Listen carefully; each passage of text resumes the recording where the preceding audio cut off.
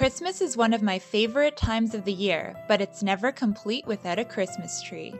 These Christmas tree cake pops will help you take your Christmas baking to another level. If you've never made cake pops before, be sure to check out my video, A Beginner's Guide to Making Cake Pops. This will help you get the basics down first. Let's get started.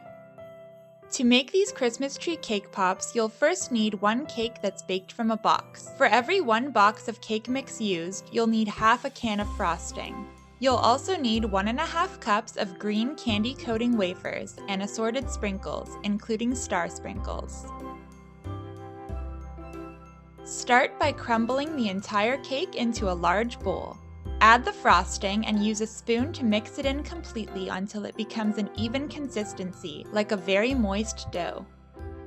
Use a spoon or a cookie dough scoop to scoop out about a tablespoon of the mixture and roll it into a rough ball between your hands. Place it on your work surface and roll it back and forth using a few fingers to put stronger pressure on one end.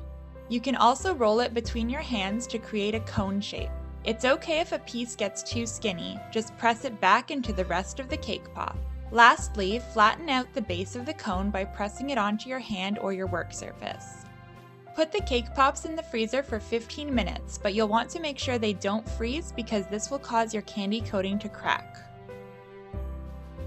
Melt the candy coating either in the microwave or by using a double boiler over the stove. If you use the microwave, put them in a microwave-safe container and set the microwave on medium for 30-second intervals. Stir after each interval. Your candy coating should be runny and easy to stir.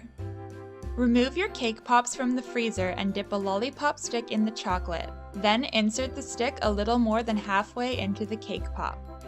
Put the cake pops back into the freezer for 5 minutes to solidify the chocolate so the cake pops won't fall off the sticks. Pour your melted chocolate into a tall container or mug. Dip the cake pop into the chocolate until it's fully covered. You can use a spoon to scoop out the chocolate if your container is a little shallow. Pull the cake pop out and hold it sideways over the container. Rotate the stick and tap it gently for about 5 to 10 seconds to allow the excess chocolate to flow off. Next, while the chocolate is still wet, drop round sprinkles onto the entire cake pop so they look like ornaments or lights on a Christmas tree.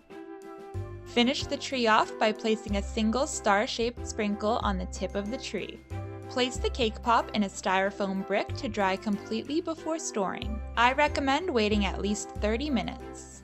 That's all there is to it. You can experiment with different types of sprinkles or even use small candies or chocolates to decorate the trees. Remember, cake pops are not always an easy task, and I had some difficulty the first time I made them. If you run into any problems at all, please post your questions in the comments section and I'll do my best to help you out. If you're not already a subscriber, please click that subscribe button for more fun baking tutorials. I hope you have a happy holiday season with your friends and family. Merry Christmas, everyone, and I'll see you next time.